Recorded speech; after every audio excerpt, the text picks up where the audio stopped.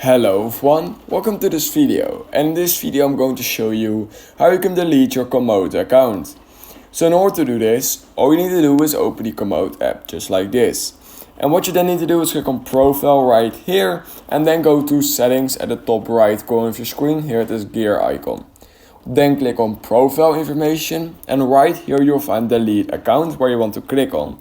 Now what you need to do is first of all log in with your email and password. So I'm quickly going to do that.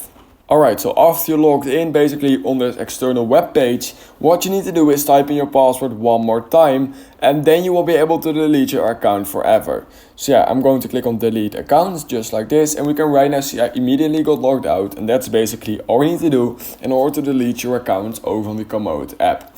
So if you learned something from this video, then please consider liking this video and subscribing to my channel. And I hope I'll see you in my next YouTube tutorial video.